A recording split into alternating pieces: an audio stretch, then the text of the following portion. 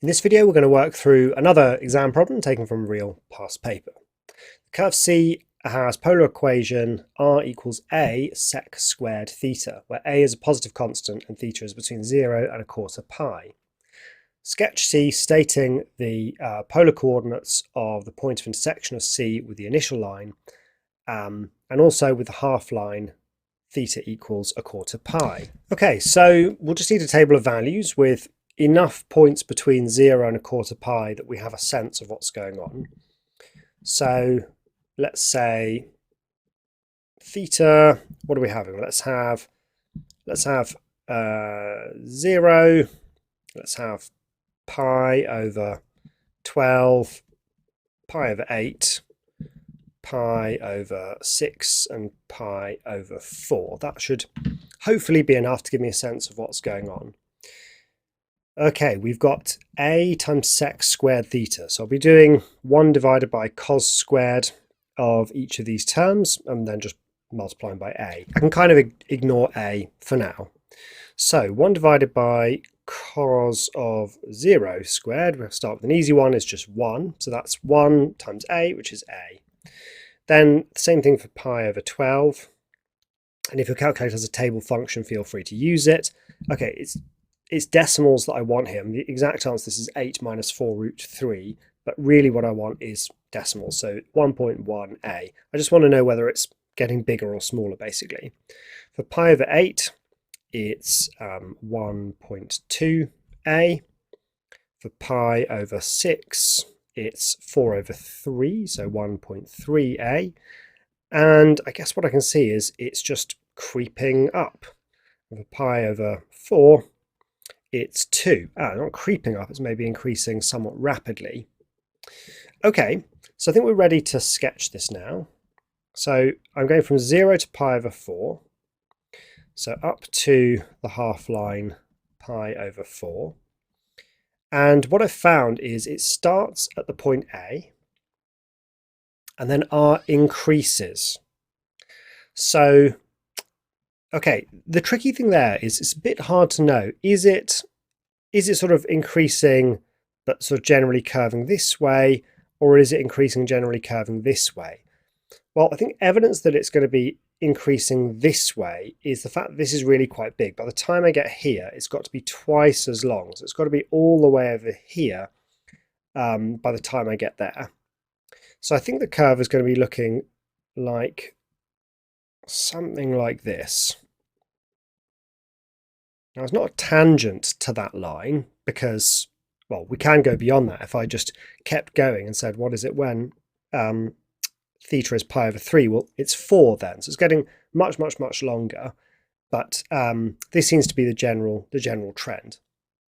Okay, what else did we want? We wanted stating the polar coordinates of the point of intersection of the initial line. Well, with the initial line, it's r equals a, theta equals 0. And up here, it's r equals 2a and theta equals pi over 4. So there's my sketch. Okay, next, find the maximum distance of a point of C from the initial line. Okay, well, it certainly seems like that distance is up here. In fact, it has to be, right? Because it's always going up. And yeah, so that it must be there. So basically we want to find what the distance is between this point and the initial line. So that's just the y value there. We know that y is r sine theta. So y is r, which is a sec squared theta times sine theta. And we want to just sub in theta equals pi over 4. So it's a, and then sec squared of pi over 4 is just 2. That's how we got the 2a here. And then sine of pi over 4 is root 2 over 2. So we end up with y equals root 2a, and that's going to be the maximum distance to the point C from the initial line, or the y value. Okay, next, find the area of the region enclosed by C, the initial line, and the half line theta equals pi over 4. So that's this line here. So we're looking for this region here, which is simply going to be the integral of this curve between theta equals 0 and theta equals pi over 4. So that is half times the integral between 0 and pi over 4 of r squared. So r squared is a squared, and then it's sec to the 4 theta.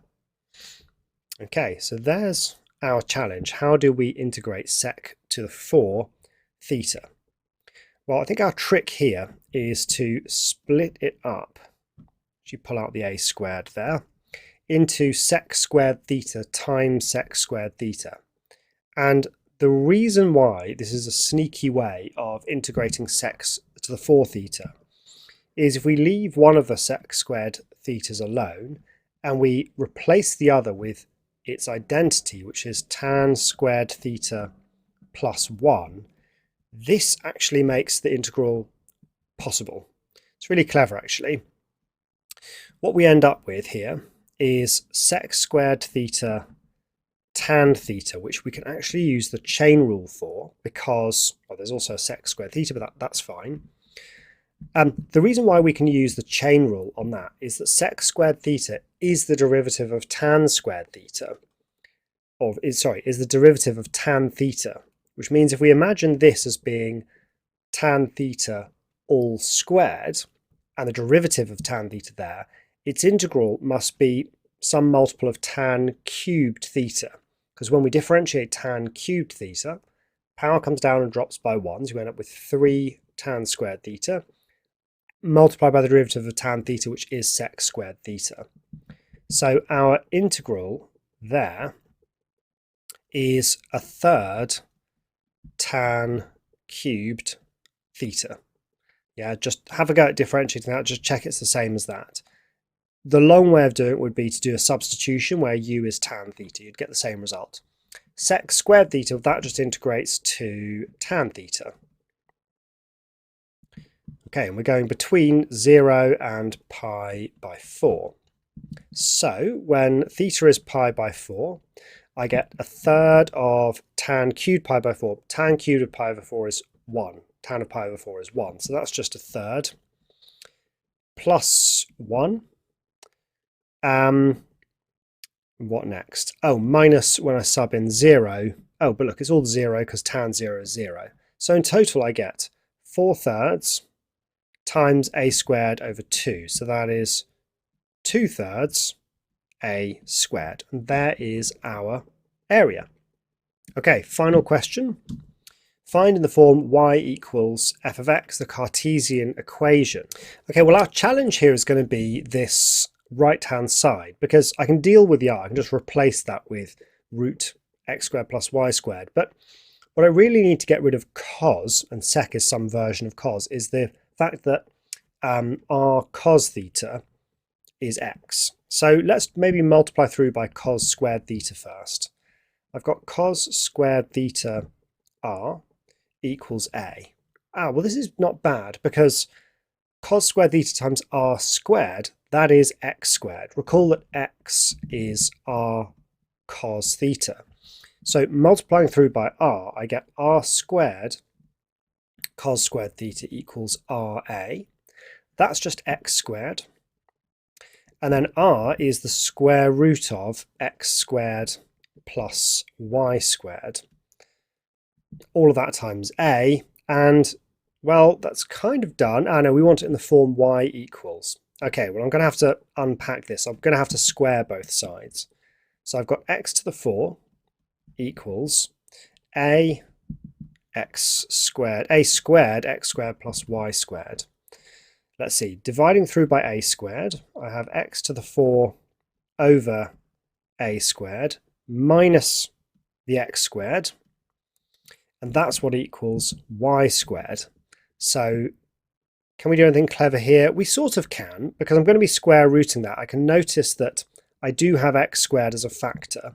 So I've got y squared equals x squared, and then inside the bracket is x squared over a squared minus 1.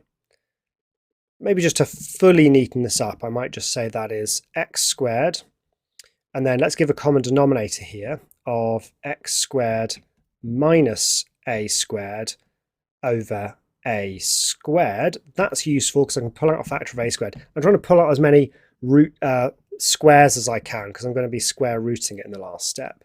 X squared over a squared, x squared minus a squared. That's what y squared is, which means that y is the square root of that, which is going to be x over a root x squared minus a squared. Now, the fact that this only exists for positive values of theta, where the y value, if we look back here, was always positive, means I don't need to worry about plus or minus with that square root. This is fine, I only want it for positive values anyway. So there's our Cartesian equation for C. Hope that was useful. See you in the next video.